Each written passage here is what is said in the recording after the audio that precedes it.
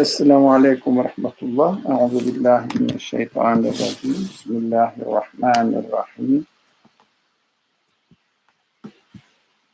لا أنت سبحانك إني كنت من الظالمين. ربنا ظلمنا أنفسنا وإن لم تغفر لنا وترحمنا لنكونن من الخاسرين. اللهم اغفر لنا، اللهم اغفر ذنوبنا وكفر عنا سيئاتنا وتوفنا مع الأبرار. وصل اللهم على محمد وعلى آله وأصحابه وأتباعه وسلم. الحمد لله رب العالمين. The problem here is not charging.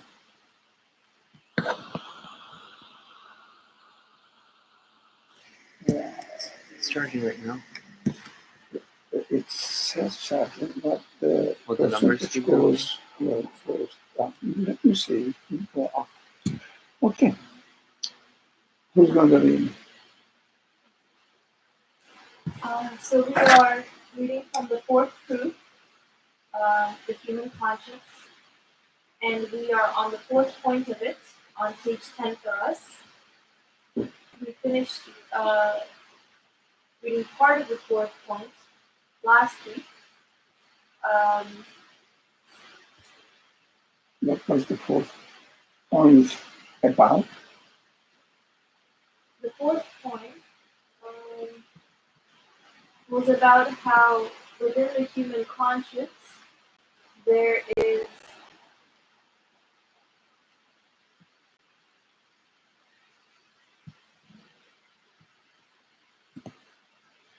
Is it okay? Yes. I would say there is the ability to see or confirm the existence of one source for the existence of the universe. It is within human consciousness. Conscience, right. Conscience. But if anyone wants to provide more of a summary.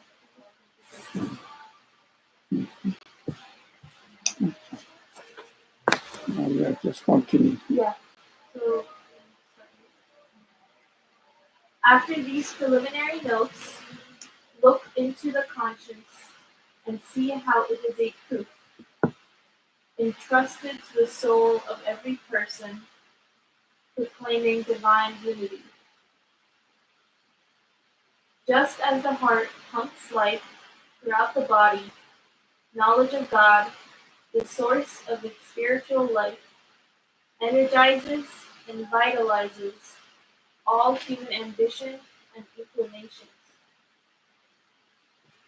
Just as the heart pumps life throughout the body, knowledge of God, the source of its spiritual life, energizes and vitalizes all human ambition and inclinations. It also pours pleasure and joy into them, increases their value, expands or develops, and sharpens them. This is the point of seeking help.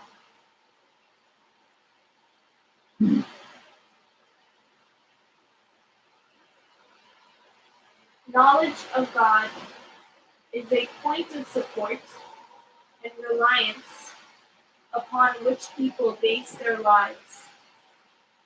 If people do not believe in the all-wise Creator, whose every act contains order and wisdom, but if people do not believe in the all-wise Creator, whose every act contains order and wisdom, but attribute things and events to blind coincidence, which cannot resist misfortune, they will live in a hellish state. This cannot be allowed, for humanity is a noble creation and has the potential to achieve perfection. This also goes against the universe's prevailing firm order. These 2 points are necessary for one spirit because the all-beneficent Creator uses them to diffuse the light of His knowledge into the conscience of every person. Even if the eyes of reason are blind, the eyes of conscience are always open. We can read the following because I don't think there's any argument in the following. Sorry? We can read up to the question.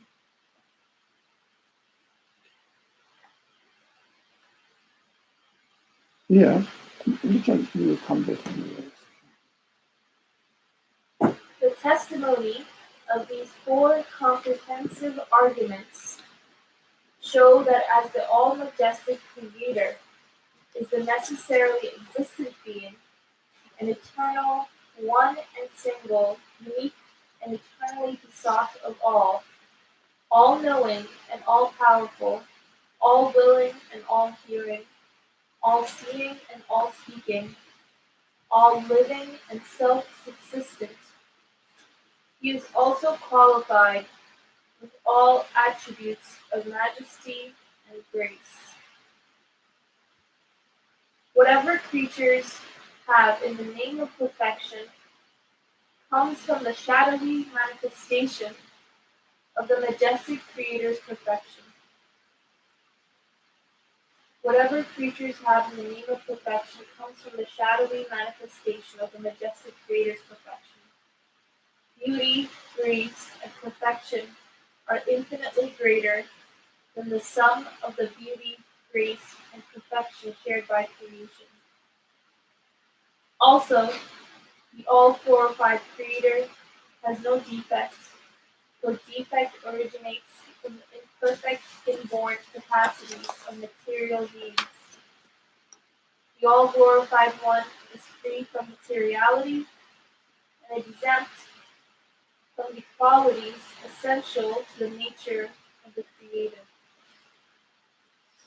And the Quranic verse, there is nothing like Him. He is the all-hearing, the all-seeing. Glory be to Him who keeps concealed because of the intensity of His manifestation, who is hidden because of the lack of His opposite, and who is veiled by natural causes because of His dignity.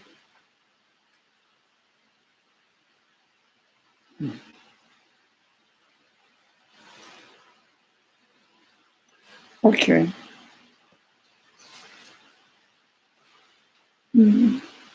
Let's come back.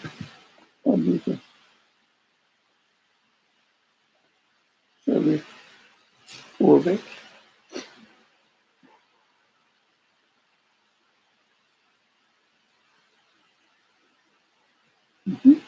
I think start with the analogy that the author made of how physically, just as my heart is made to pump life throughout my physical body, ensuring the continuation of my physical abilities and livelihood. Since knowledge of God, so knowledge of the one who is my source of existence, the one who is creating me at every moment, as well as the rest of the universe,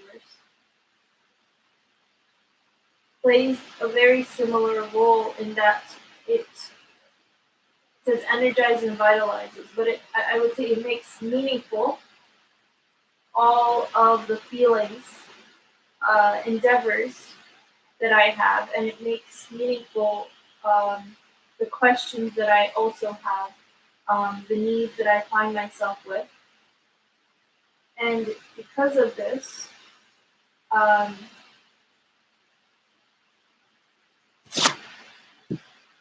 because there's an answer to my questions, and because I know that my needs are being taken care of now, it makes it possible for me to enjoy or feel secure in my existence because I'm able to attach my existence to one who is eternal, one who is absolute. Um, and fundamentally, as a human being, that's my most vital need, uh, to ensure that I can make secure my existence, um, make secure my need for meaning and happiness.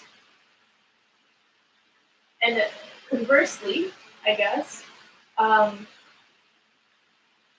the other side of this is that, Are you going to the second paragraph? yeah, but No, without going there.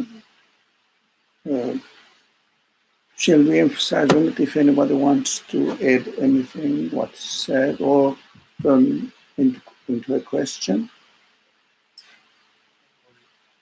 I have like one question, but I'm not sure if this was covered already. Um, the term knowledge of God, where I think in the author tries to kind of explain it, the source of its life, energizing, vitalizing, exalting human ambition. Like the term knowledge of God to me, I think I just need more explanation in terms of what is meant by it. Um, I feel that it is different from God's knowledge versus right. It is different with that. And what does it mean, like knowledge of the Creator? Is it in the wisdom or in the? I was reading some paragraphs higher up as well, but is it in basically that confirmation or affirmation that there is a Creator and that is the knowledge of God, or is it something else? Now, would anyone like to make a comment on this question? Okay, so. I mean, I think knowledge of, for me, what it means is that knowledge of my creator comes down to knowledge of my own existence, of the qualities that I find myself within myself, the qualities that I experience and observe within the universe. So I would say confirming, first observing those qualities, interacting with them, and then confirming that they must be created, that they require a source of existence. I think that's the only way I can have knowledge of my creator, through this experiential um, interaction with both my internal state as well as everything that is around me. That's how much. Interaction. Right. Interaction between what's going on here, the things around me, in the things around me, and corresponding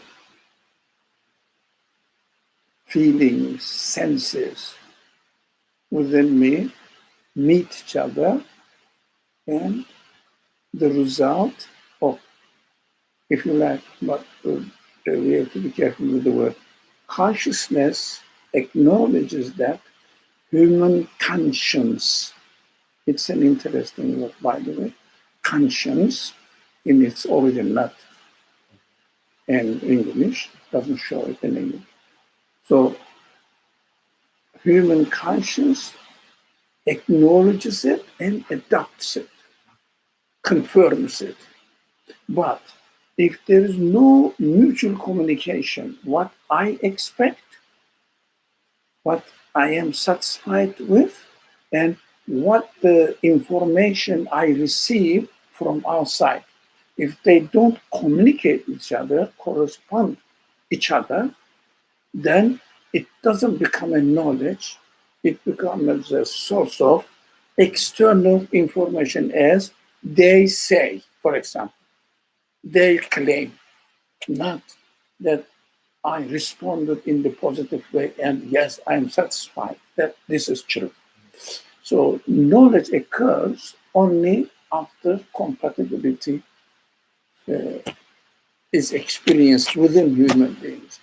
We are studying humankind as an evidence of the Creator's absoluteness, and human beings are given various ways to have an access to understand God's absoluteness, or understand that, as Aisha Nur was emphatically mentioning, my existence belongs to an absolute being. It means given by him. So there were 4 different venues. The author said we have been studying some of them. And the last one is conscience. It means humans' own given ability, conscience. It is given ability, it's automatic there. For example, so we are given the ability to see. Yeah? So we are seeing. To hear, we are hearing. We think, we are thinking. We like, we don't like. They are given abilities. We are suspicious, for example. We get sad, happy, whatever. All of them are given to me. They are not acquired from somewhere else, that if someone has not worked on it, he wouldn't be able to see or to think. No, it's there. But development is different. So these given abilities, especially not the material one, and the material means bodily ones, but sensual ones, are called conscience. That's why we can claim about something true or not, about anything, not necessarily knowledge of God, about anything. If I tell you the simple one, then for example, 1 + 1 = 2, you can only confirm it within your own self by using your own given ability. And then you will be comfortable within yourself or consistent within yourself. Yeah, I agree. I agree. 1 + 1 makes 2. How it happens, that's how we are human beings are. I don't think any idea or way of interpretation which is based on not human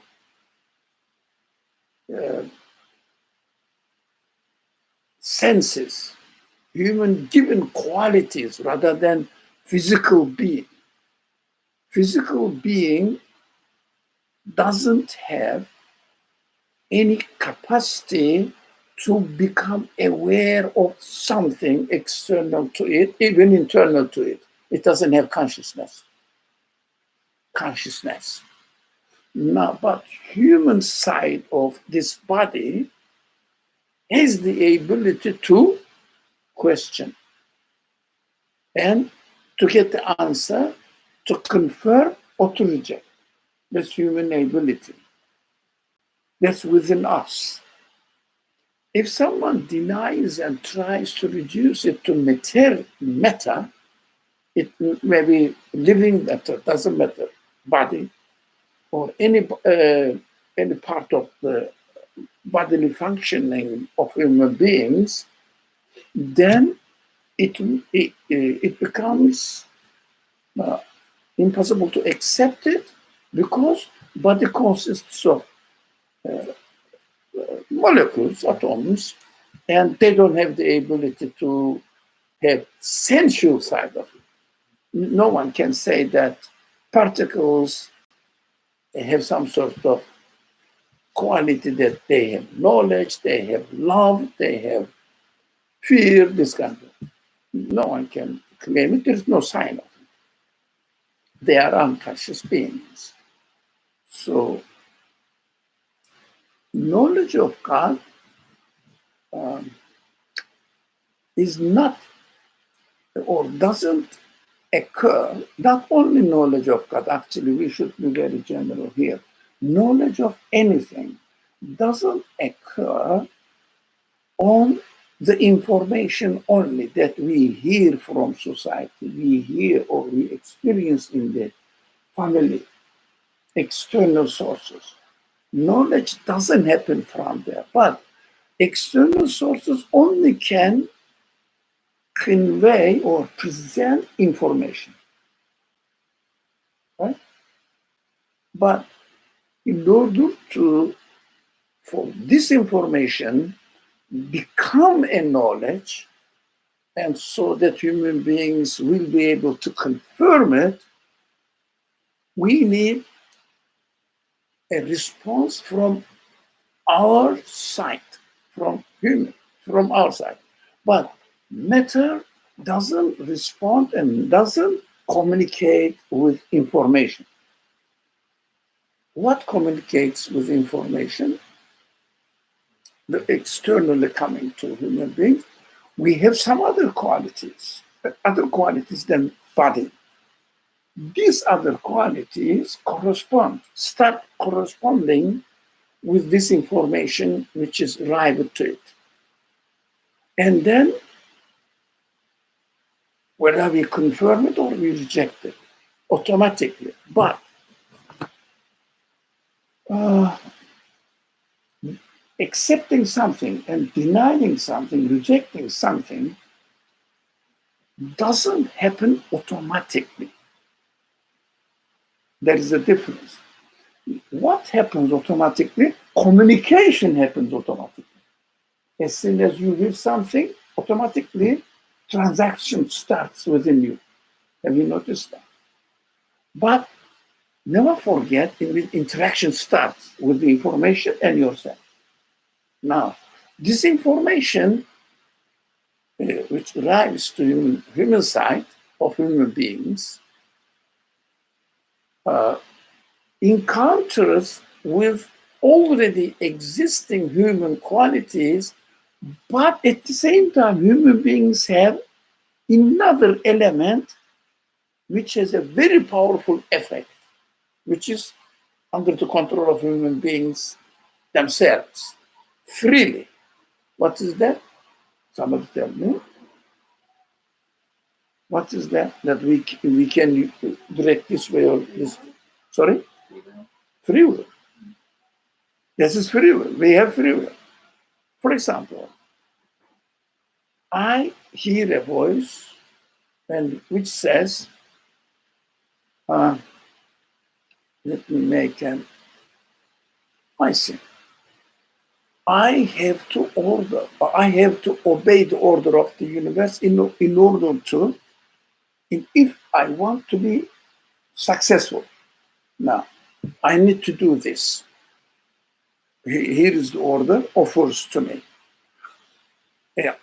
Even my conscience, it means my human side, you can call it human soul, human spirit, says, yes, you need to do it. You need to obey. It means accept it.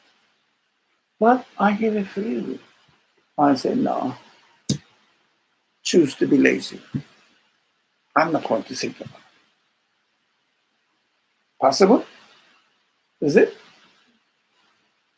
You see, knowledge of God is, or knowledge of anything takes place automatically in correspondence with what comes from outside information and what my human side responds, or how my human side responds to it.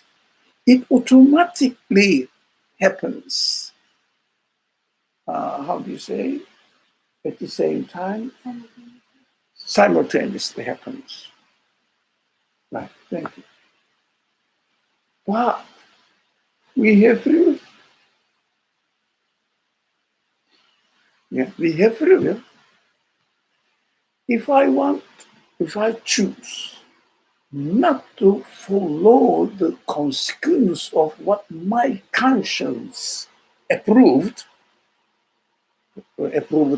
information came to me, if I choose to accept it, I turn it into confirmation and be relaxed within my own being. What? This is the information. This is my automatic human response. Says it must be so. But free will is in my hand, if you like. I can choose not to accept it, although it destroys, it goes against my human conscience. Can I do that?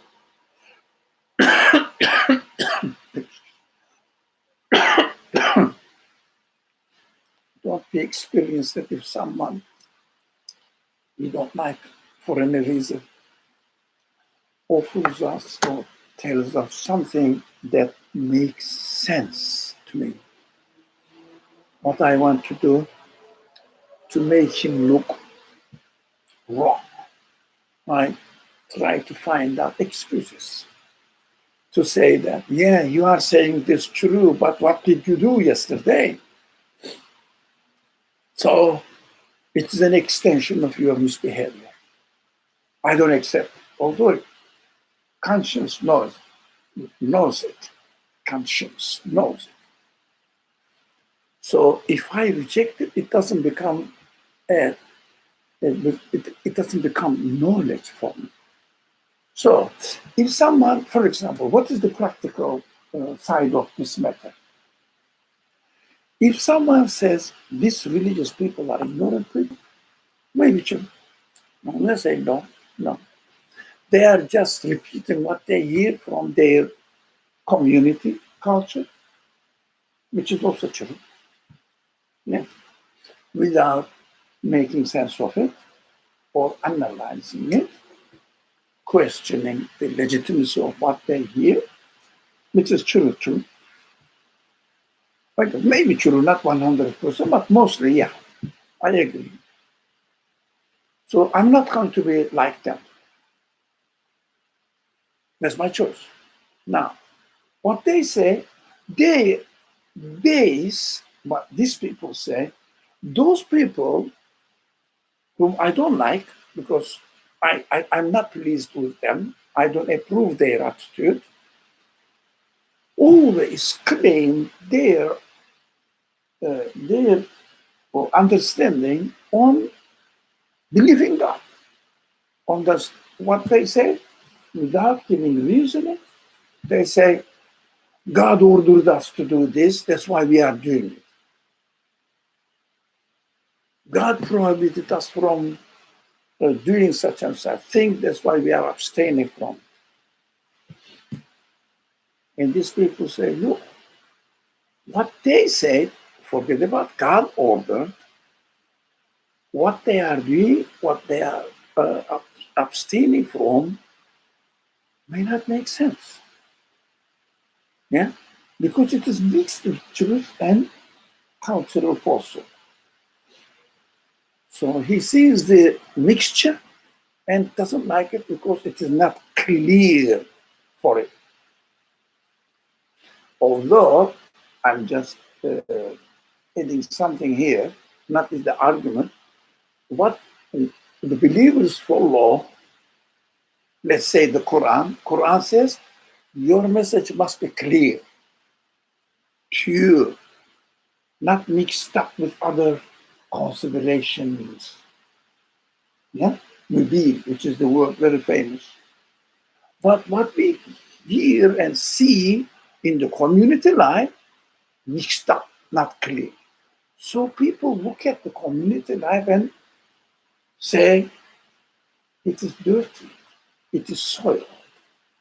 I don't like it. But the argument is based on believing God, and they say, without questioning the only believing God side of it, mostly, but some people do. They say, I believe in God, but I don't follow religion. Now, these people accept, believe in God, but this mixed truth and falsehood, mixed presentation of religion, they rejected. We cannot blame them. Now, but if there is somebody to be blamed because the bad result, those people who present religion to be blamed because they are mixing up. Yeah, human beings don't like, for example, this, whatever it is here. If I say, if I present it to you with an insulting word, yeah, you never get, I would say, full. You always eat everything for yourself, doesn't offer to others, etc., etc. Then, okay, have it. Would you like to feel comfortable? So it is mixed with bad behavior. So you reject it. Although what you rejected has truth in it as well. It is nice. I like it, but because of the way it is presented, I discard it. I reject it. It's human, isn't it? We have to understand that the fault is not from the people who deny it or reject it, from those people who present the belief of their religion or belief in God or knowledge of God. So it is the problem with the presenters. So what they say, some of them say, yes, I believe in God, but not what religion offers to me, taking the example of the communities, or not knowing what religion is really. Or some people say, since they behave in this way, their claim also wrong. I don't want to admit God either. That is preference, people's preference. They are free to do this. Yeah. From there, we understand that definitely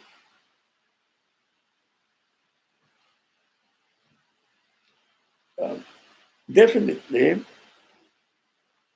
conscience, human soul, human spirit, whatever you call them, which is already existing within me, automatically corresponds.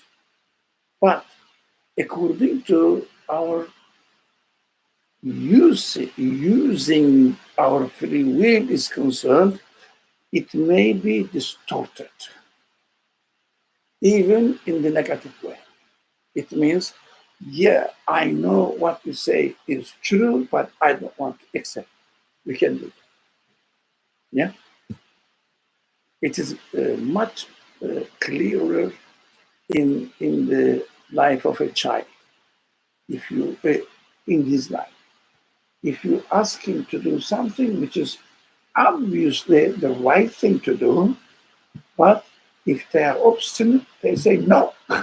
I'm not going to do it because they cannot really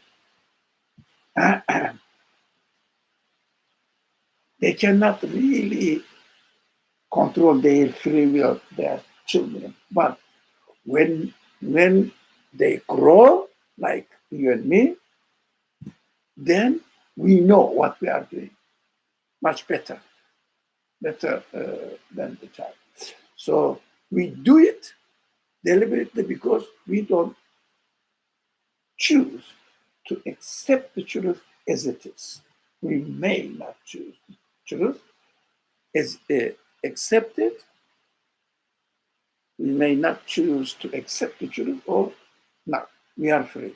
And we do it not in a childish way, but in a more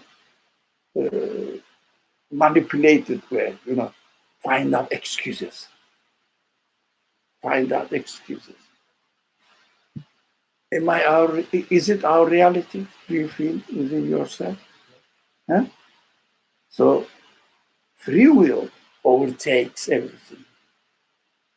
Otherwise, as the text says, otherwise, human consciousness automatically acknowledges what truth is. Automatically acknowledge if it is presented to it.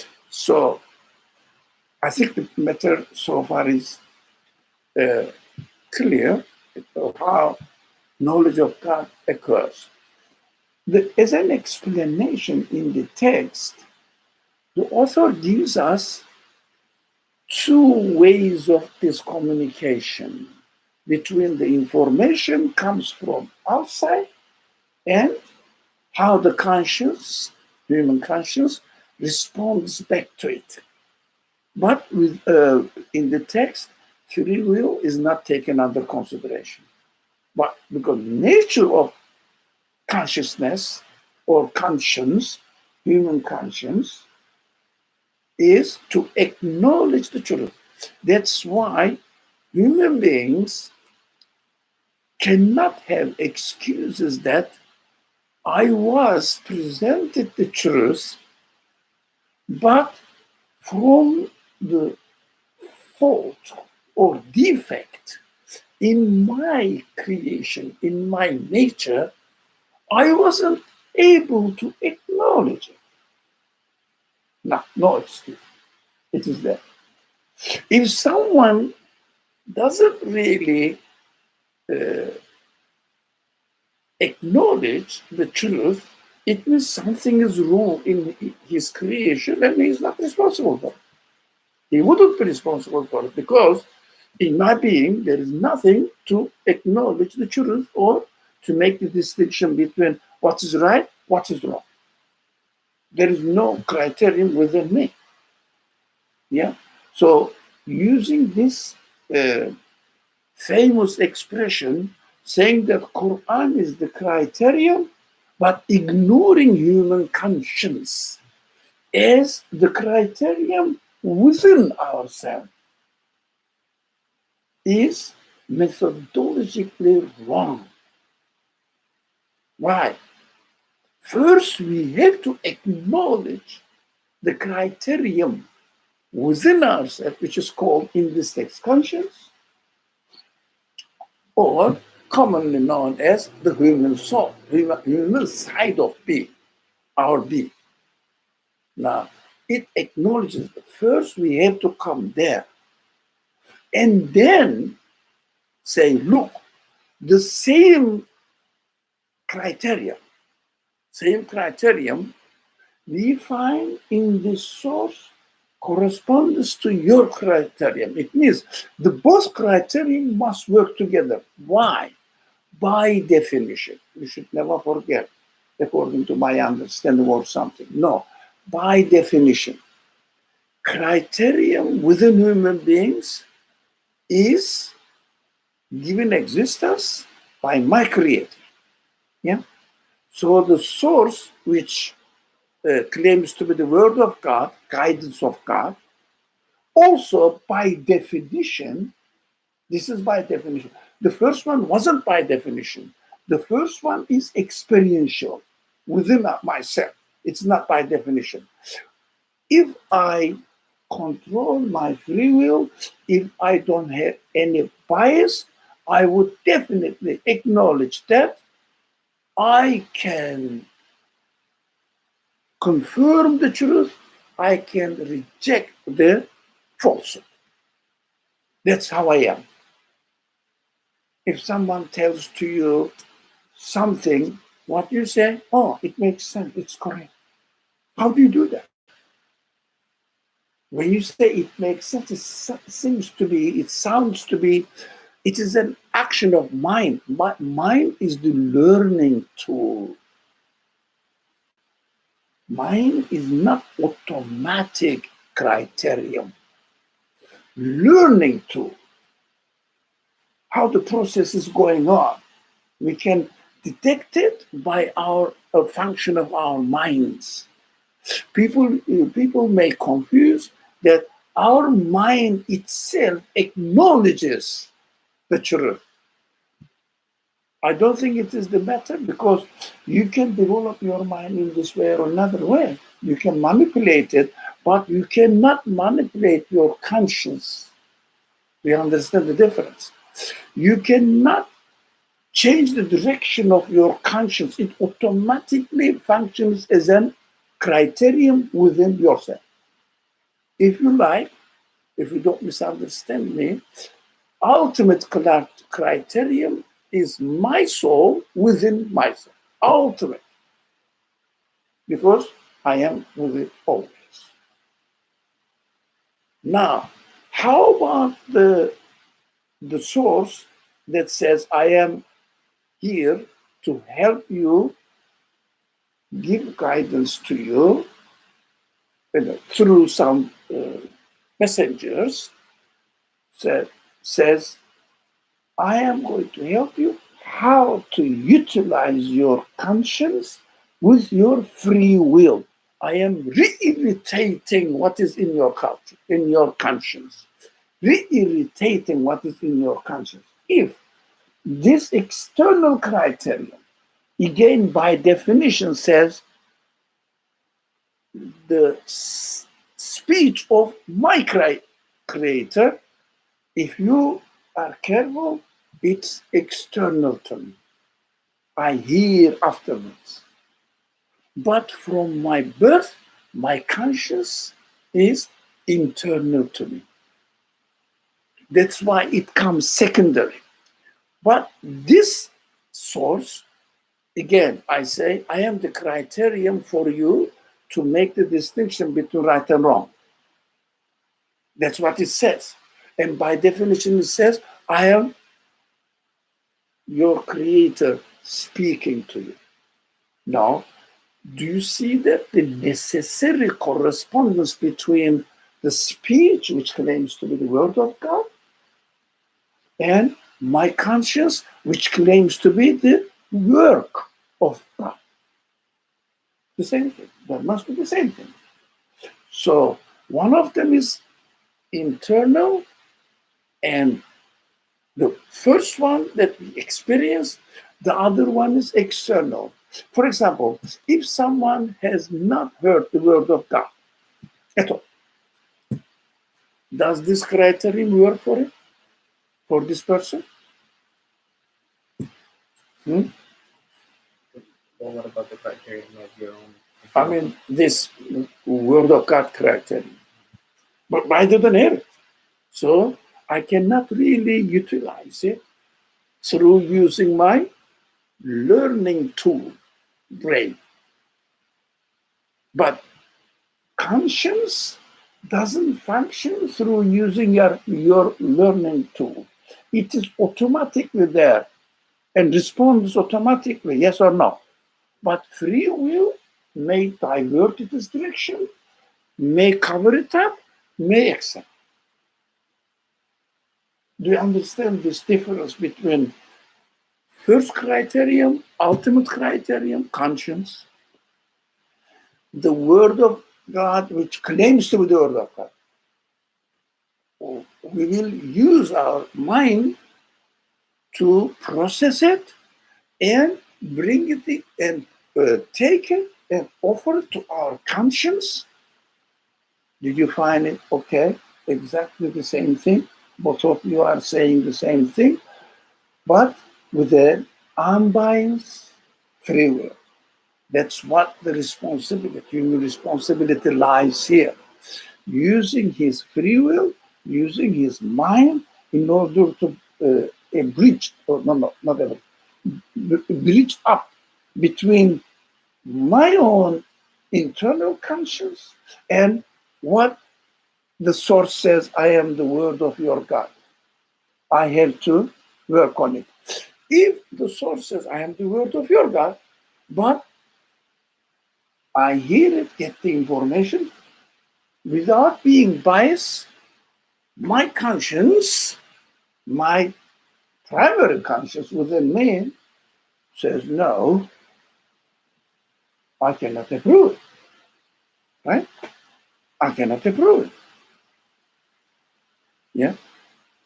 What we say, what we do, say, this claim is wrong. This claim is wrong. But there are quite a number of elements are at work. Have you noticed that? Automatic conscience, number one. And source of process, brain, number two.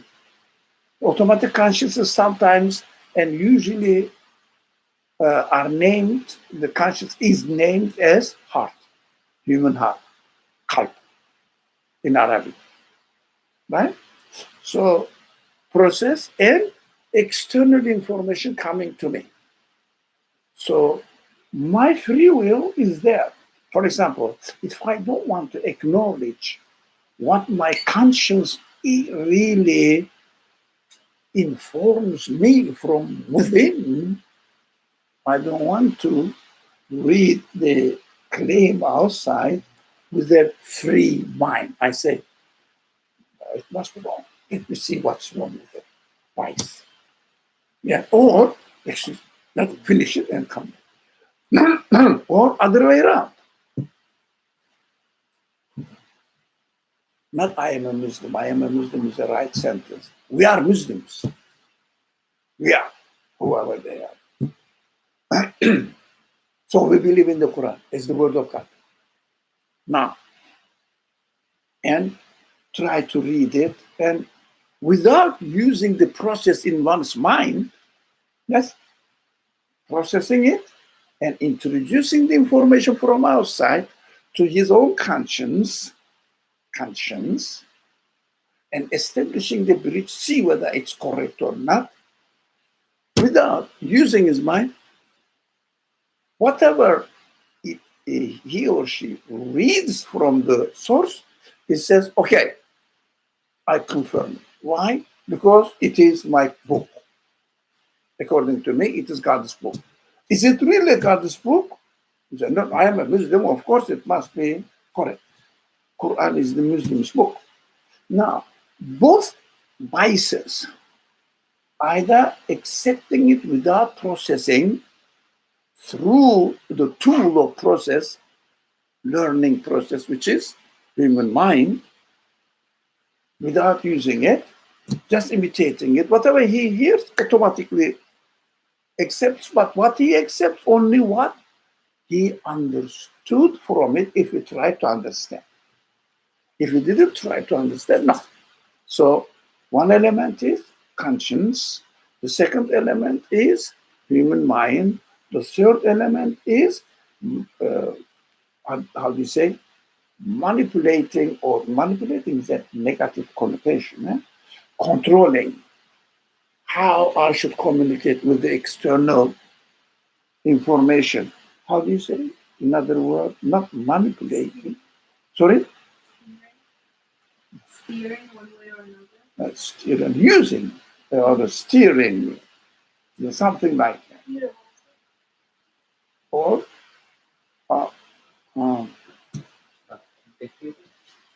maybe controlling. Yeah, I think it's the controlling. I should use it this way or another way. The third, free will. Yeah, free will. The third one is free will. And the fourth one, external information. So they have to work in general through these, going through these four elements, working at the same time without deviation of free will. But depends if someone wants to confirm it or doesn't want to confirm it, which is already acknowledged within himself. If someone doesn't really acknowledge it within himself and say that no, it's right, would be right. But we have to be careful. But at the same time, we have to understand how this process is working. Human conscience has innumerable elements. It means in various ways it works.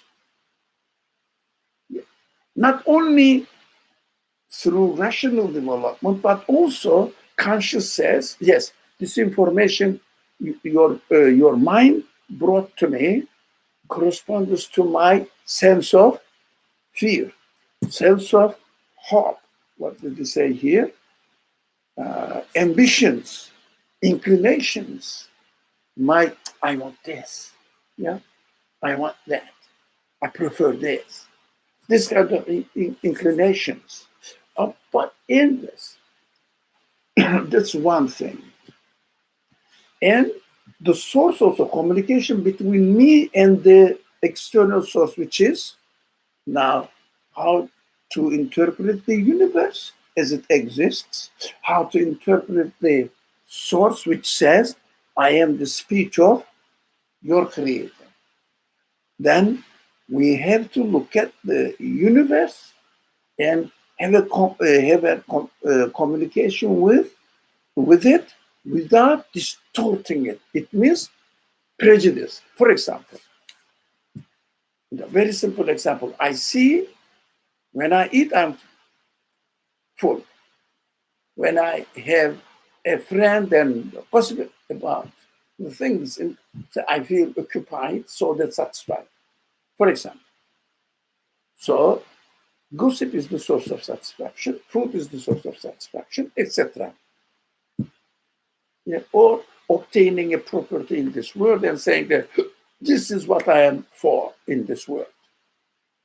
That's the ultimate aim of my life, my existence. These are prejudices. Well, we don't question that. Whether is it really? Can it be really? We have to question. We have to question. So, with the bias attitude, if we start reading the external or communicating with the external information, now the mind works following what? Does mind work follow what? Conscience. 2, brain, mind. 3, external information. 4, free will. Mind works, mind is the control, under the control of what? 2, 3, and 4. Sorry? 2, 3, and 4. Like Controlling. Who's steering wheel? free will. Free will. It's obvious, isn't it? It's obvious. So we have to be careful. My mind doesn't accept it. Yeah, the tongue says this. Is it really true? In order to check whether your claim is true or not, you have to go back your pre-accepted prejudices, biases. Are you coming to this conclusion because you already conditioned yourself? For example, someone may say, whatever religion tells me is trash. Bias, isn't it? Whatever religion tells me is absolute truth. Again, bias. The both are bias. So both of them doesn't really allow the mind to work freely. So what is most important in the process of this development or occurrence of knowledge of God is most important element. How to use your free will on which biases or without biases. That is why in religious discourse, it is called what? Your intention. What do you want? What do you desire actually? Not conscience desires it. As a result of your free will, what you desire it. So accordingly you interpret. It means accordingly human beings employ their minds to process it. The information from outside and consciousness response to it. It may block it, it may distort it, deviate it, it may open. Free will, free will, free will. Our responsibility is free will. Check yourself. Don't say these people said this, so these people are like that, and the nature is happening by itself. No. But leave that. Check your free will. Which kind of biases you have. It means, what is your intention? Seek the truth, or seek an excuse not to see the truth. Confirm. Which one? Everything is here. Intention. Otherwise, everything else automatically corresponds to each other. External, internal conscience, external information, either in the form of speech, divine guidance, or in the form of creation, the universe, are clear. The way the mind works, it means ability for the mind to develop, to process this communication, is also fixed. Human mind works. But how am I going to use? Like you said, steering. Now, car is there already moving. Road is there already allowing the car to move, right? Now, human ability is there. If you work on it, he can manage the car. But human free will may use the steering wheel, turn the steering wheel this direction or in another direction. That's human free will. Everything is set. Everything else is set. Do you notice that? It's very important to understand, what is my responsibility. Don't say to believe in God. No. Leave them. To follow a religion, leave them. From the very beginning, what is my responsibility? To use the free steering wheel without any bias.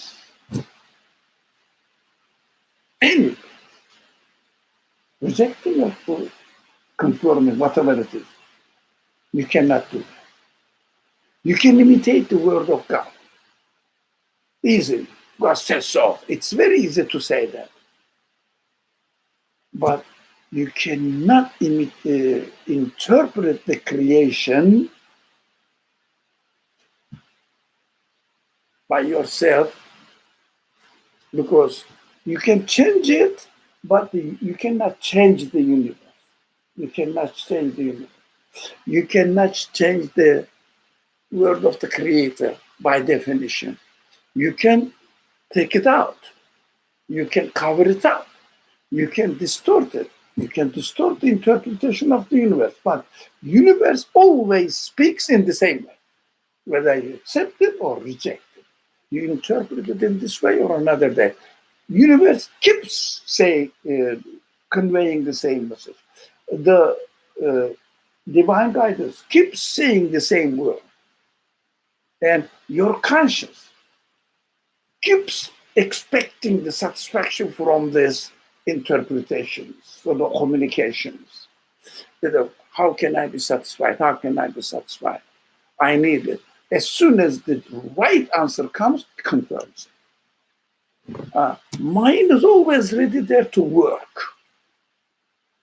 No one can say that my mind is stuck, my steering wheel cannot turn the machine or the car, etc.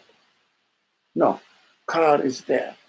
If you don't want to turn to the right, for example, or left, so you say you turn the steering wheel wherever you want to go, this direction. They say, look, car is going there. It's easy to claim. But you know that you turn the steering wheel to that direction you want, that you have chosen, you decided. So check yourself. Am I free of bias? Now, first, you still have something to say? Or kind of. Yes. So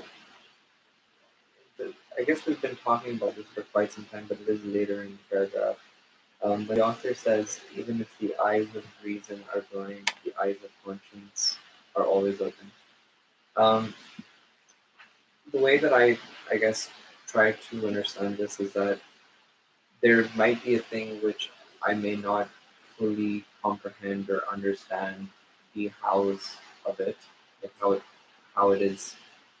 So, but we use this term like at the back of my mind or deep down inside, there's a sense in me that says, like, yes, it is so such and such, or it isn't so such and such. Like there's I guess, a feeling, a sense, The human senses. the human sense. Yeah, which is called all of them either heart, human heart, or human conscience. Right. I guess, isn't it like how important is it for these two to align? Because you can feel that something is right just based on the eyes of conscience. But if you don't fully comprehend and understand how it is so, can one not just look at the eyes of conscience and says, like, that might be delusional? Like, I must first understand through the eyes of reason, to confirm through the eyes of conscience. So we said the reasoning is under the free will, works under the free will. Conscience doesn't work under the free will. Universe doesn't work under the free will. Divine guidance doesn't work under the free will. They are not subject to your free will. Only one thing is subject to your free will, which is, knowledge processing machine is under your free will. With whatever the direction you direct it, it works in this way. It's given to you. Although like a car is there, but the steering wheel is in your hand. So car is a perfect car. But if you take the car and hit not on the road, but hit the, let's say, curb or the house next to it, turning the steering wheel, is it the force of car? It is the force of the driver. It was free will. So we have to watch out the driver. Because car, as an example, car is automatic there, working. Road is automatic there, ready to take it. Everything. And your desire to go to somewhere is automatic there. But you may not use the car in the right way. Correct? Correct? Okay. What shall we do?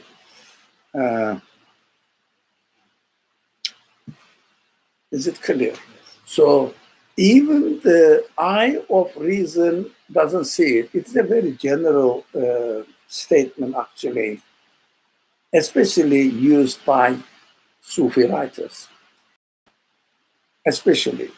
The other classical scholars doesn't take lots of reason anyways.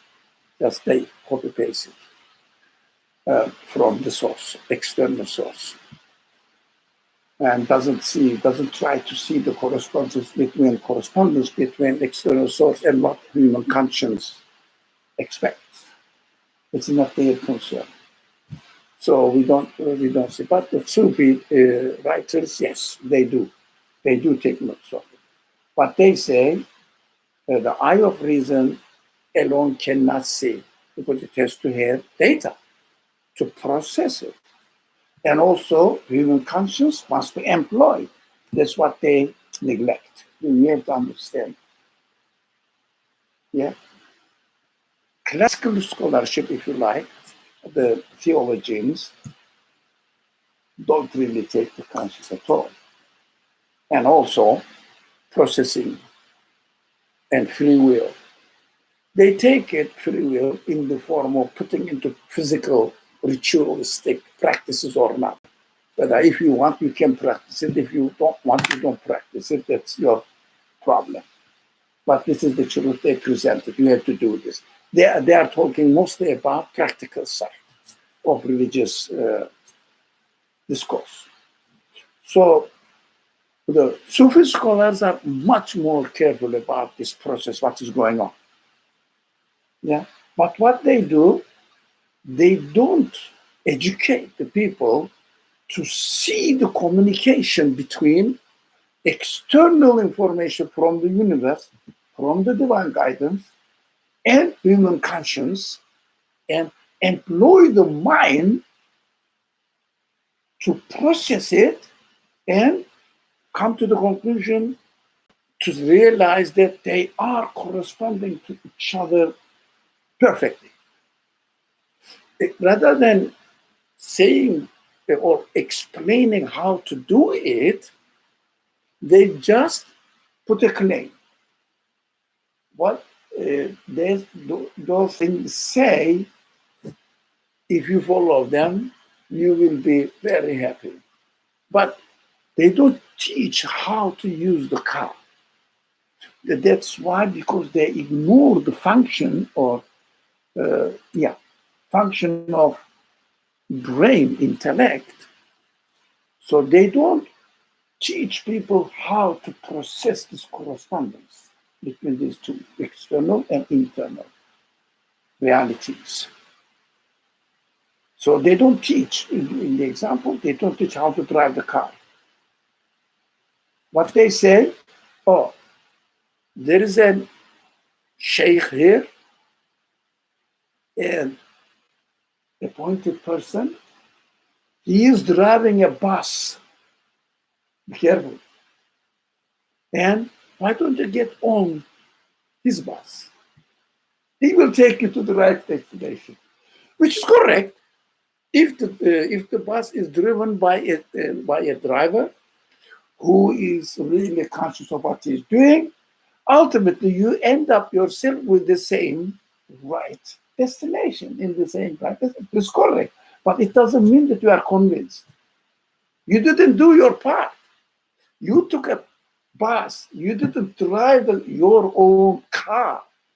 Do you understand this analogy? Which makes somehow sense. Which is another modern Sufi tradition saying that, hey, we had a caravan here, like a train. How do you say train? Right. Altogether, there are many cars in one train. How are they altogether?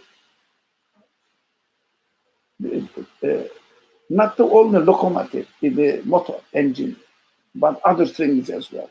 Engine is the sheikh, the others are the car. So they say, get on this train. You will end up with the right destination, but it's not yours. It is not yours. This is what I mean. So that's why they have to neglect, if not, some of them don't, some of them deny completely the function of brain processing, so that free will really take its own choice, drive the car himself. You understand this analogy? So they say, get on the truck or whatever you call it, get on the car or get on the train. Definitely you will end up with the right. Yeah, but it is not human, is it? You can put another animal there, a sheep or a horse, on the car, on the bus, on the train. It ends up with the same destination. What is the difference between a horse and you? Question, isn't it? That is what they are missing. But better than the others, at least, they are taking notice of the human desire, human hope, without teaching them what to do. They are asking for imitation, which may be found for some people lazy. They say, yeah, just get on the train, be comfortable. Yeah, for example, I do the same thing. Rather than going into New York traffic, take the bus or train and go there without bothering anything, read your own book. That's very, Comfortable and secure. yeah, and also somehow guarantee if the driver of the train is right. Reliability. You understand? So it's easy, lazy. But this is not our duty here to judge about what they are doing, the other people are doing. We understand that we have to learn how to drive the car, and also we have to be very careful to reach the right destination. It must be within our intention. So I shouldn't deviate. For example, I am going to find the truth, but definitely religious rhetoric is not the truth. That's what the philosophers do.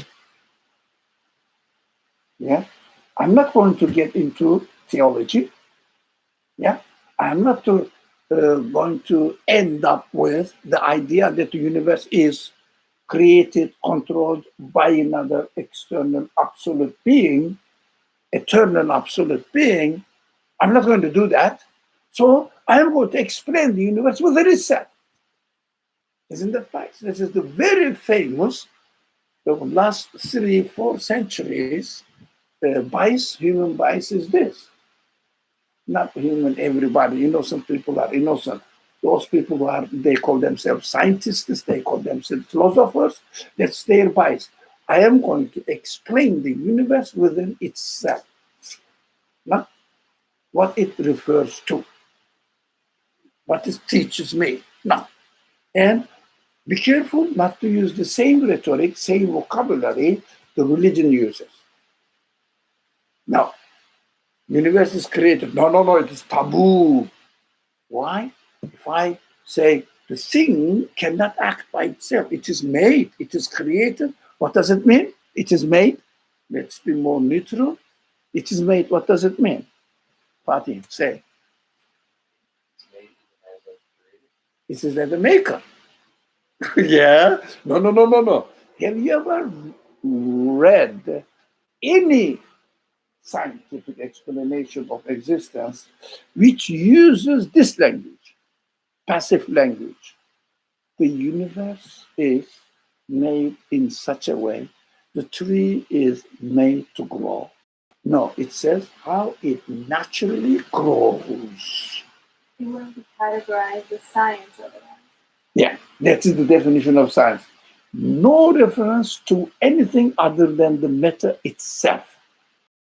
Twice. Yeah. For some people, for blind followers of religion, they don't take any notes of anything, only imitating the literal meaning of their sacred source, which they claim, Word of God. But Word of God said this, that's it. How do you know it is the Word of God? The language turns into what? We believe, not I believe. It's very interesting. I sent an email today to tell them I studied the verse there. The very famous verse, which is in the chapter called Munafiqun. What does it mean? Hypocrites. And the first verse of the chapter is what? When the hypocrites come to you, we witness that you are the messenger of God. What the language is? We Muslims, we believers, we. And the verse continues, yes, God witnesses that you are the messenger of God, but God also witnesses that they are liars. That's the verse. Look at it. Munafiqun, chapter Munafiqun, 63, and verse number 1. Read it. It's so clear. But if you don't pay attention to it, the language is used, we, not I. Because they define themselves as a community. They don't define themselves by themselves. They don't have an identity. Individual, personal identity. We believe. We Muslims, we Christians do that. Usually, we Christians, we Muslims, whatever, believe that Jesus is our Lord or Jesus is the Son of God, this kind of claim. Or we Muslims believe that Muhammad is the messenger. Why? We Muslims, in Islam, you have to believe that Muhammad is his messenger. God's messenger, otherwise you will be not a Muslim. So I'm a Muslim, so I must believe. Look at the logic. I mean, doesn't make sense, does it? So, individual identity must be developed. Yeah, it is very interesting. Also, the language of the Quran is so really precise and careful, as it is expected of it. Now, your question or comment, I don't know, whatever. That's your word, time now to express yourself. So, as far as free will is concerned, to what extent is it possible for me to utilize my free will without having any biases? Because even if I have good intentions, there's a saying that goes, Good intention is pure, mubin, not spoiled. even if I try to have pure intentions, there's a saying that says the path to hell is paved by good intentions. Right? Sorry? Path to? Hell Yeah. is paved by good intentions, meaning Oh. that Yeah. it's the same, but No, let me that's extract my even if I have not pure, like maybe not essentially pure intentions, but as far as I'm aware, good intentions, it might still be under the influence of some sort of preconceived notion or some sort of bias or some sort of whim that I'm not necessarily aware of. So even in my utilization of free will and in my utilization of my reasoning, I might be under the influence of something that I'm not aware that I'm under the influence of. So my question is essentially, to what extent is it possible for me to even actually have pure? Now, it is a bit mixed up because if I have a good intention, if I have a pure intention, ended up with, I'm not really putting it down or something. Ended up with, how can I have pure intention? Why? Why do you think this dilemma is happening? Because as if human beings have intention not under their own control. From outside, the intention is injected into us. It shouldn't be so. It shouldn't be so. For some reasons, for example, laziness, scaring not to be a part of the certain community. If I say something, it means not being brave. How to say timid, to challenge and see what will happen. Oh, these are the main factors to me. We don't feel within ourselves that we are really brave enough to challenge the community life, community understanding, external presentation of religion, or pre-accepted concepts. For example, I believe that Muhammad is the prophet of God, okay? That's what I believe. Somebody said something to you without really freely analyzing what is taught to you, what you say, oh, against what I accepted something, without questioning the legitimacy of or rationality, intellectually acceptability or not, of what is said, What we say, oh, if I agree with this boy, with this person, am I going to deny that Muhammad was a messenger of God? Oh no, dare to do that. I dare to do that. No. So you start attacking, criticizing, or developing counter argument rather than freely thinking.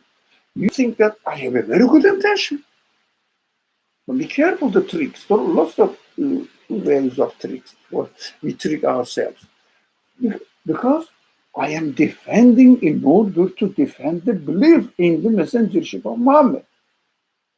Is it wrong? Of course it is right, but it's bias. Now we don't question whether it's bias or not. It means being courageous and starting the process from scratch needs courage. So this courage may be prevented from our previous biases. I'm not going to deny my religion, traditions, religion. Am I going to be an atheist now? Come on. Rather than looking and establishing the foundations for it, wherever you can find, if you cannot find, wait, the process is going on, don't worry. You cannot become an, computer engineer in one day. Of course, you have to take courses, years. And then you say, I learned something about how the programming is happening in the computer. How many years did it take you to work on it? Well, everybody is sick. Yeah. Without going to law school, can you become a lawyer? Or a judge? No. Without going to school, can one? Now, what are you denying that that there's a profession which is called lawyer? Yeah. No, but if you don't learn it, how to become a lawyer, can you become a lawyer? No, so it's very logical, listen. So we have to open up. But what does it mean? We cannot deal with hundreds, thousands of questions at the same time. Step by step, class by class. We have to have, if we have a good intention, what we have to do from the very beginning, okay, I will become a lawyer. So first thing, I have to register with the law school, correct? And then go to school and attend the first class for the lesson 101. What is law? I don't know. What is the first class you have? Sorry? Civil procedure. Huh. So you take from civil procedure, how it is happening. What you don't know what the law is yet. It's at the practical side. Right? But it doesn't mean that you won't become by taking this course. It's not the way to become a lawyer. It is just learning the procedure. But you know that it is just warming up. Yeah, warming up with the subject. So you will continue. And at the end, you start understanding I don't know how they teach law here, but back when I was born, where I was born, they teach law or to become a lawyer by memorizing the law, not taking the logic of it. Very rare lawyer knows the logic of it, but they know, they memorize, they learn the law and apply the law directly. How consistent is it? It is. Practically speaking, most of them don't know. Logically consistent or not, no, it is a law, we have to do it. That's it. You go to the court and defend yourself according to the law. But the great lawyers don't speak according to law. They defend according to the logic of the law. Going back to the logic of the first primary law, which is Constitution. Yeah, they defend the case according to the constitutional concepts, not narrating the law. They don't really disdain to it. But I said, do you understand? So what we do, usually going back to the Constitution, yeah, to our conscience, to the divine guidance, we just see the practical side of it and be comfortable with the community. When you go to the community, everybody speaks the same thing. You feel, oh, yeah, everybody is like me, you know. We believe the same thing and we confirm each other. I must right. That's a very lazy way of going along with it. So having a good intention doesn't mean that I have to believe in God. Yeah. So let me think. So if someone presents an idea which goes against believing God, we start trembling and running away. Why? Because I have a good intention to preserve my belief. It's not a good intention, it's vice. Yeah? It is vice. What I have to do, step by step, without confirming all of them at the same time, rejecting all of them at the same time either. On special cases, step by step, we have to train. That's why in our classes, what we do, every step we spend at least an hour. Why? No, every step must be firmly established. And then so that I can put my foot on the firmly established step and move towards the second step. But if the first step that I put my foot is not firm, I cannot make the second step as a firm base for me. Impossible. It's always shaking. Now, that is why mostly biases prevent us from freely attempting and courageously handling the case, dealing with the case, and questioning it, but never coming to an ultimate conclusion because one step did not sound in a convincing way. No, we have shown this step is shaky. I don't know, let me go to other one, but leave it there. Don't say, don't accept it, oh, it is my belief, it's my belief. I cannot deny. This is,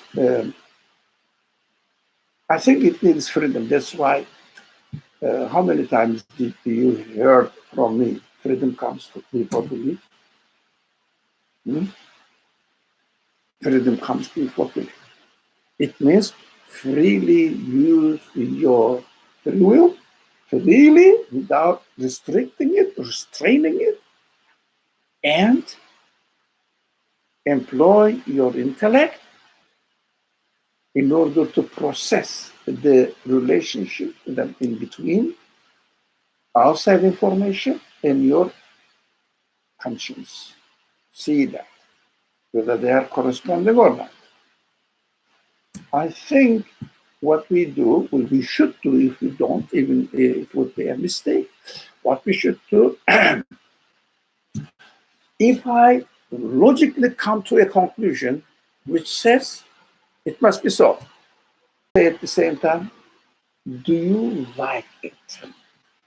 It means within yourself, do you see anything? Yeah, that's what I have been looking for. To. That's what I have been looking for. Yeah. For example, explaining your existence, I'm giving a very rough, not fine example, very rough example. Explaining your existence as a result of accident. Ask yourself, do you feel comfortable within yourself that, yeah, that's why I am here in this world? Why I am here in this world? Yeah, it is worth living now. as a result of accidents. You say, I need meaning, I need purpose. Accident has no meaning, no purpose. I cannot live purposeless life, meaningless life. Oh, it didn't correspond to what the conscience is expecting. Clash.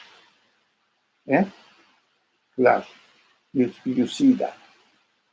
So, for example, you see that claiming that a source is the divine source, divine spirit. It means guidance to you by your creator, your creator. It says if you identify your existence with the creator of the whole universe, you will end up attributing your existence to the creator of the whole universe, which must be absolute. So this absolute is going to take care of you with no time and space limit, your existence. It is from it, it belongs to it, it doesn't really live it. What it has worked on, created. After you die, it cannot be the end of your existence. No. Look at yourself. What do you feel? Huh?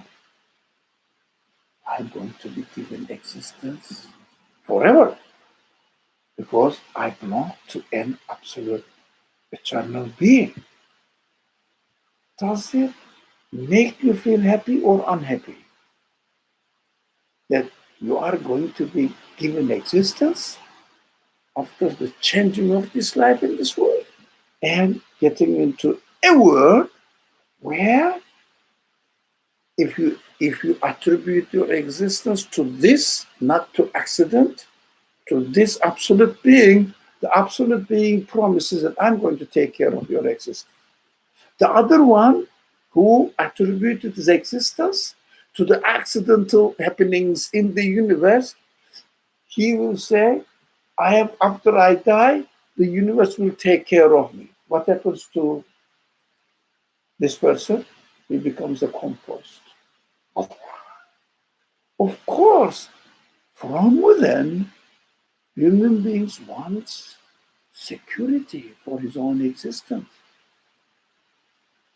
Conscience says, I need security for my existence. So, accident, the universe itself, if someone says, I am the product of the universe itself, the universe itself cannot do anything to me because they are subject to somebody else's will, somebody else's plan, somebody else's order. They cannot act independently. They cannot promise me that I'm going to save you, although apparently you die, and your existence will be permanent. They cannot say, and also see, the existence of the universe cannot be permanent within on itself. Everything is transient, everything is changing continuously. They cannot make me exist eternally. So ask yourself, you like it? Does it correspond to your expectations from within or not? Now, another, if you like, another perspective is, or another aspect of this matter is, even your logic says yes, but your conscience says no, there is something wrong. It must correspond in order to get the right answer. It must correspond. External information and conscience must correspond. If it is stuck, while you are using the machine, especially copy machines, if there's a paper stuck in between the rolls, what happens? Copy machine. The copy machine doesn't work. You have to take this paper out and then make the rolling, whatever they call reels, two sides, so that it will work. So you have to take out whatever stuck in our mind. You have to take it out and start the machine from the beginning again. So we have to be really, really free. in order to do that. And freedom means freedom from not free will, freedom from biases, all sorts of biases, taking for granted attitudes. Yeah, I think this is very important to me, how conscience works. So having a good intention is self-definition. This is what I mean? Self-definition. Every mother, now I'm not referring to your mother, I don't know what you do with your child, but every mother mostly spoils the child with a good intention. You know why? She, or mostly mother, but sometimes father as well, she cannot take the reign of compassion under her own will. Exuberantly, excessively lets the compassion function with no limitation. Check every family, check. You will see that. Not everyone necessarily, but when the child is being spoiled and make the child develop unnecessary habits, the reason is uncontrolled compassion, compassion of the parents. Not the child. Child is wrong. This child never stops crying. I say, don't blame child. Blame yourself if you are complaining. So these are all biases. For example, I love my child. I make the child happy. Why? What? How? A typical example. Anytime the child wants me to give her chocolate, give her chocolate. She will be happy. What? When you give her chocolate, continuously. She doesn't say, no, I don't want chocolate anymore. I have something, for example, hot, salty, for example, mustard. No child doesn't. So you say, I'm making my child happy. I'm a good mother or father. So these kind of things are really uncontrolled acceptances. Usage of one's conscience. Yes, to be compassionate is human, but for the benefit of the child, not benefit of my own satisfaction. There is a difference. For example, it's a practical example, one of them. When somebody is coming with the community and he doesn't want to get out of the community, he doesn't want to look at the community with a critical mind. Is it religion? What they are doing is religion, because he's afraid of what? Being expelled or falling apart from the community and not being identified, not being able to identify himself or herself with the community, feeling lonely. This fear is the source of all sorts of diseases among those people who claim that they are Muslims, Christians, or whatever, Buddhists. They are afraid of falling outside of the community and feeling lonely. But if you are in a community, what happens?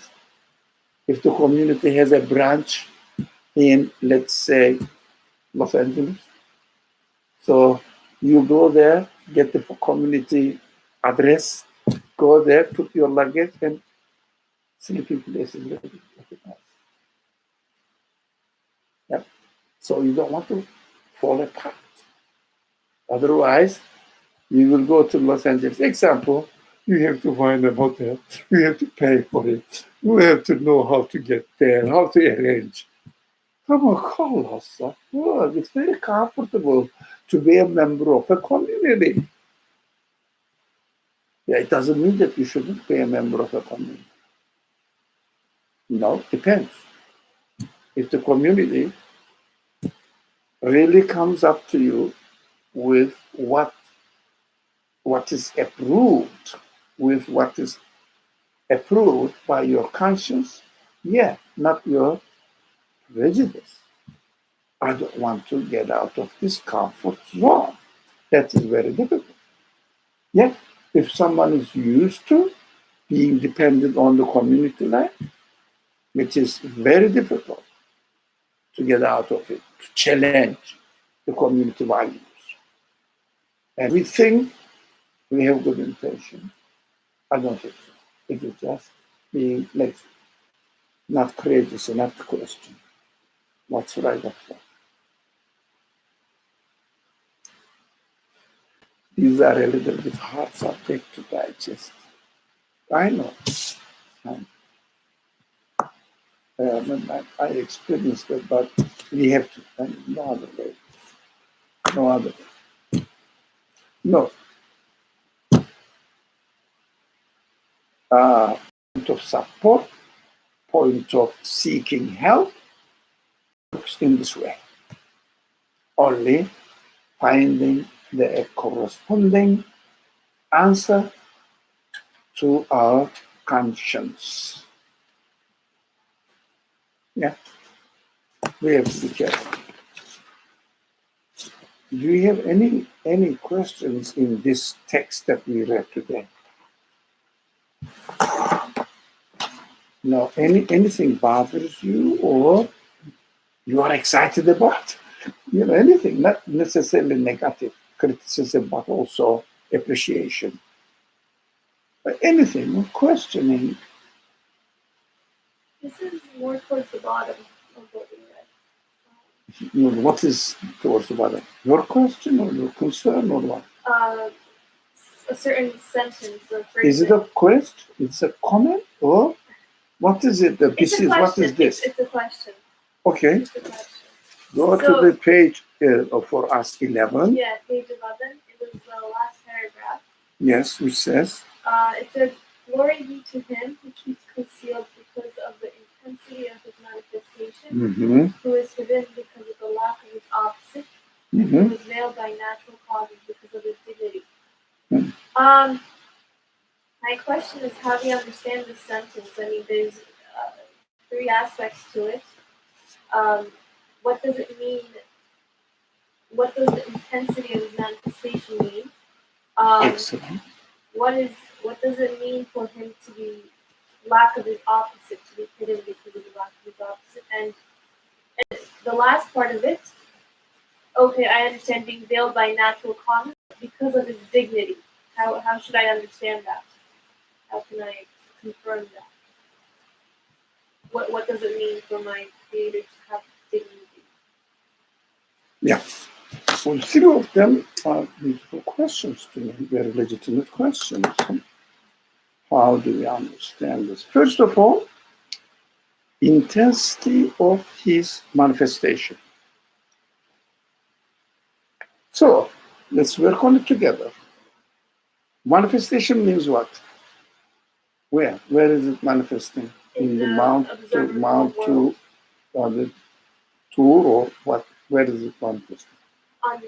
In me, in all of Everywhere. Yeah. Whatever it exists, which cannot exist by itself. Yeah. Whatever exists, which cannot exist by itself, which we are experiencing in this world. Never. So it is the work of whoever gave existence to it, right? By definition. Because if this machine cannot make itself into a machine, it means it has some worker, maker, to make it in this world. That's logical, right? It doesn't contradict any human logic. That's why even the atheists say, if something happens because natural effect, because accidental development, it is source, factor. It's human mind works in this way. So this universe is a manifestation of its maker's quality. How the manifestation of its maker's qualities are manifesting, demonstrating. For example, if you look at this machine, can you say that the maker of this machine must be a one who is able to make the tree as well? Can you say, so intelligent man, so he must be able to make the tree. He must be able to make the parrot that we have there in the firehouse. Yeah? Not necessarily, no. So you can only see the work here and the quality of the work and say that the maker is the source of the existence of, it's an example. Existence of it is just an analogy. So source of it is the knowledge required here is from the source of its maker itself. It means source of its maker. So its qualities are manifesting here. You can define the engineer within the quality of the computer. Right? Okay. How about the things in the universe? Do you think, first of all, to bring into existence, what qualities are needed? What quality is needed? Just to bring into existence, without talking about the qualities of the existent.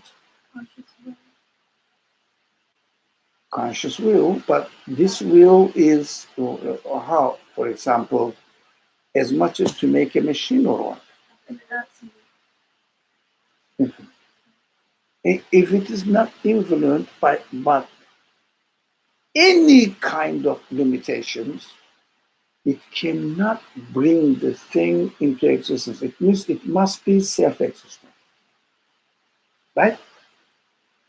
Otherwise, if its existence dependent on something else, it's not eternal, not absolute, limitless one, not limitless one, limited one, cannot bring into existence something which doesn't exist before.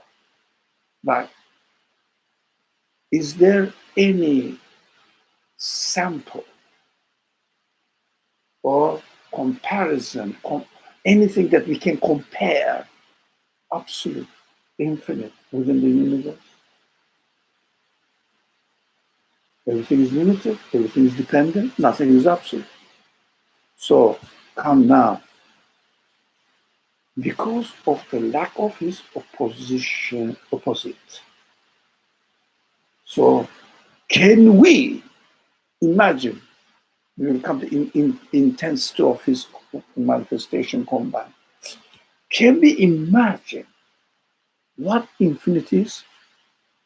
Can you define me what infinite is in, as we always use this example in mathematics? What is infinite?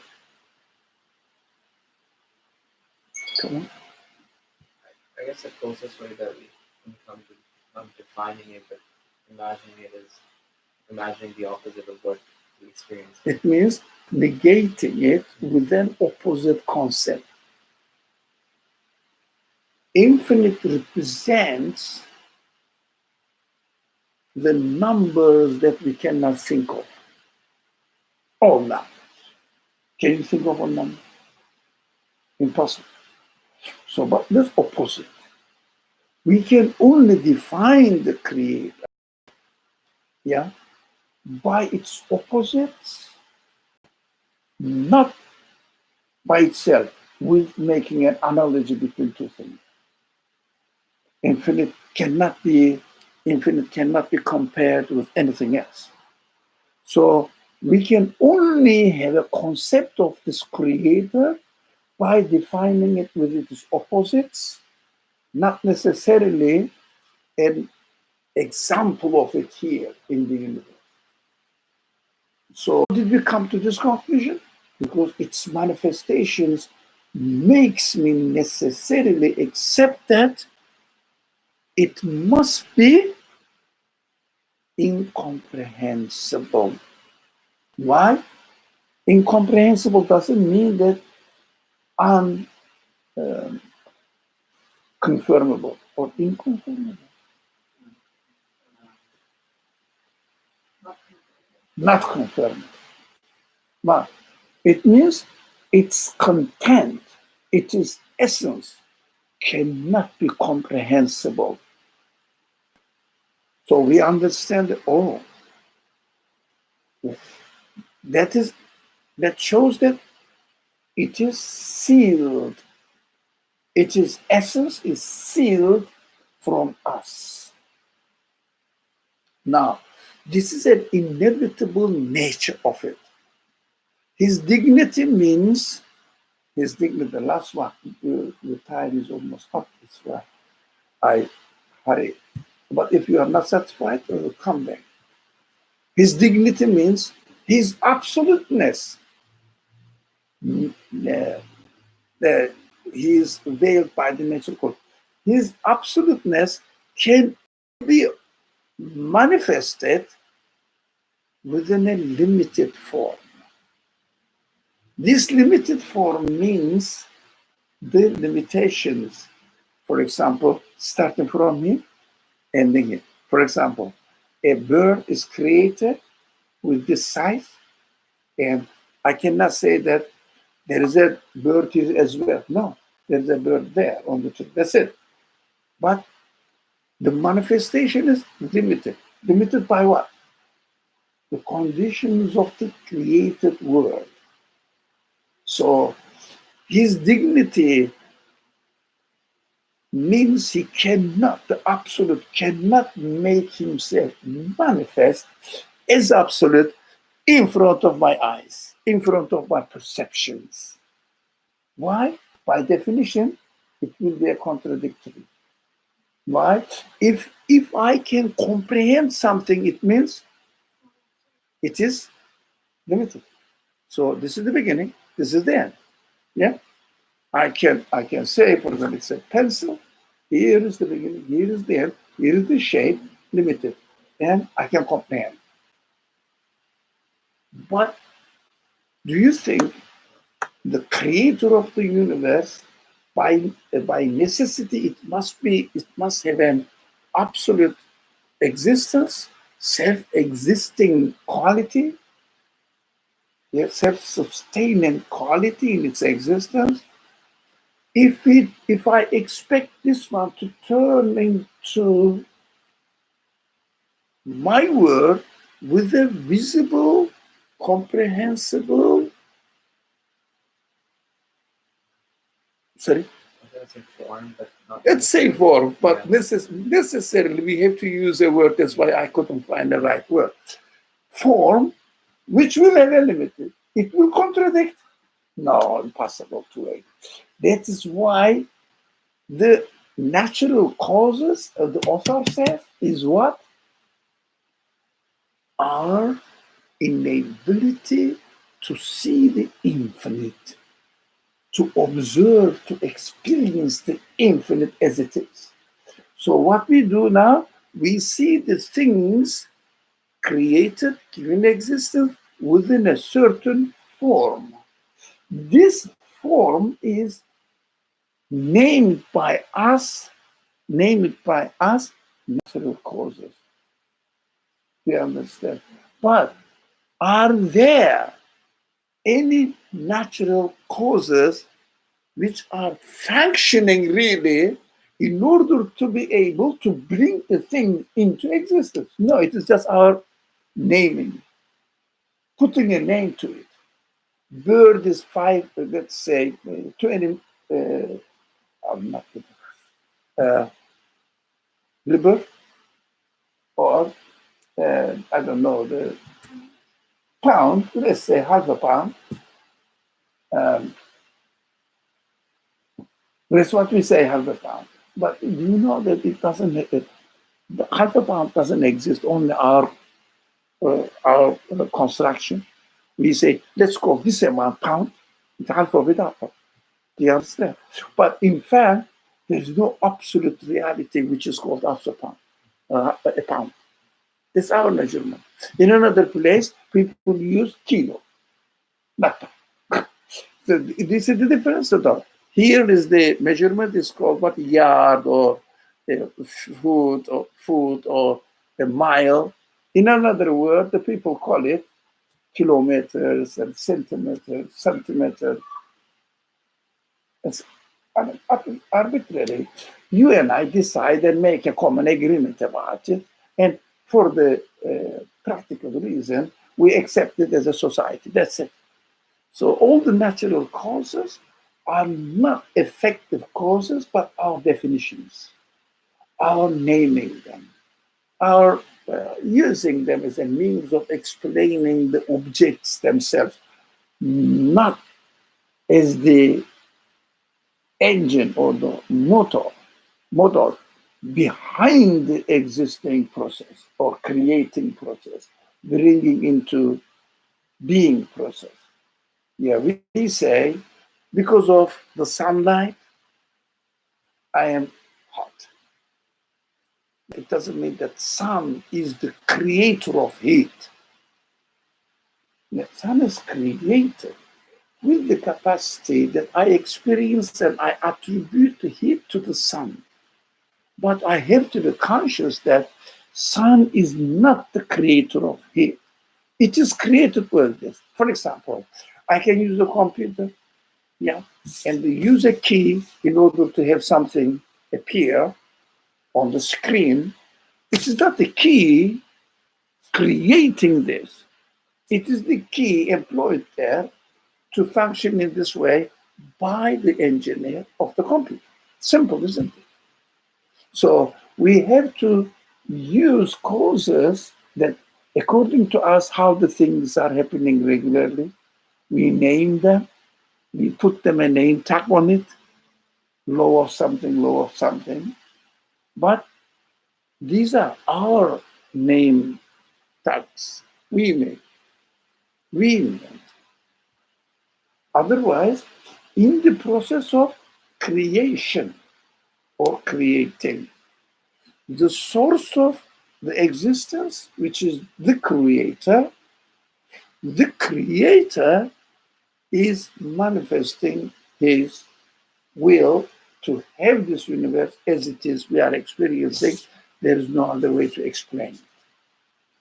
There is no other way to explain the existence of it. That's why human beings, if they don't question their first experience of the universe, whether created by the sun or sun is created with the heating quality.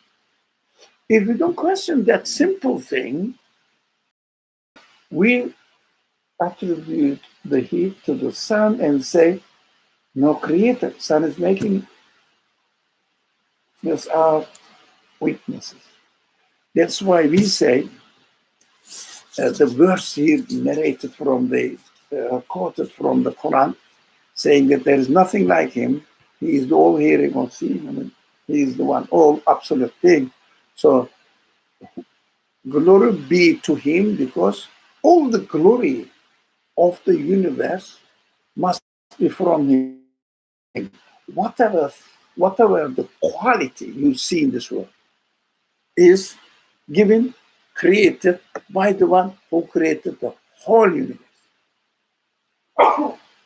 Yeah, who created the whole universe. And he is not of the nature of the universe. That's the conclusion. Cannot be. That's all. So we can only define the creator in a negating language. That's why it is concealed. Concealed means there is the order, the way the things are coming into the universe. We say that they we may think that, oh, the things are always coming into universe. Oh, they must come into universe by themselves, into existence by themselves. Because of this, our first-hand experience. But when you question it, the conscious questions it. For example, we always experience this when we were a child. Our parents brought the food. Yeah? So first we think what we say, my parents took care of me. They nourished me. What we say that. So I am indebted to them. That's what we say.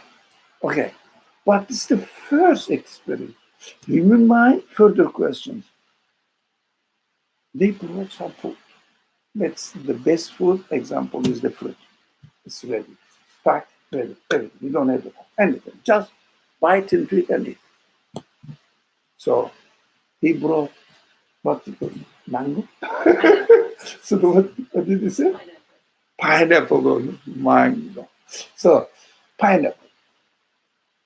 I said, my parent fed me, satisfied me.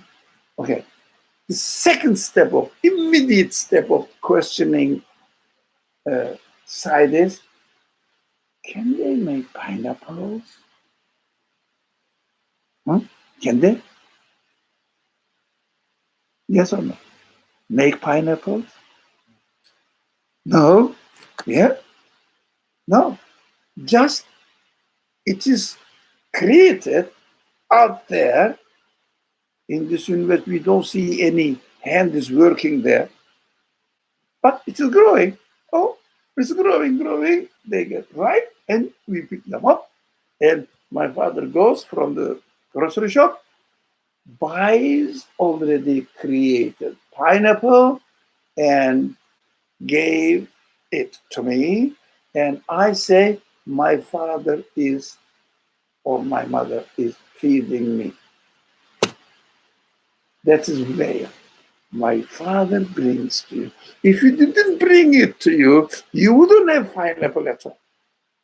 That's why first-hand experience says, my father is bringing or feeding me. But in fact, who's feeding me? The creator of the pineapple.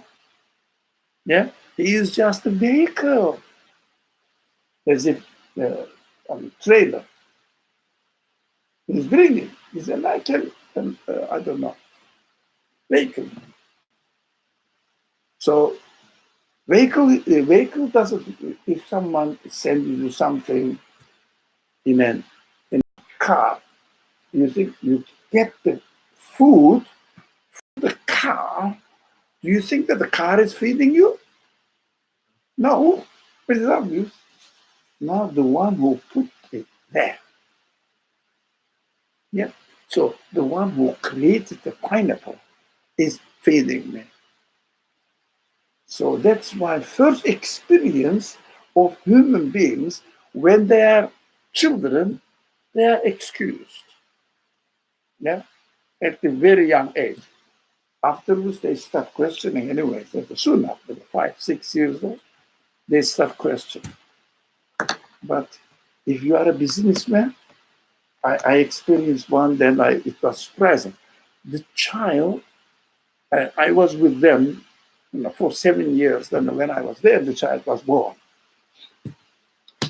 And the child, it was a baby, okay, I understand. They grow. At the age of 3 or something, the child started speaking. You know what language he used? First thing, proper question. Where did you buy it? How much did you pay? Because in the house, all these phrases are continuously taught. This is why he How much did you pay? How much is it? Where did you buy it? Do you understand? This is why child mind works according to the culture. but we have to roll. We are rolling. We have to question and ask the real cause behind it.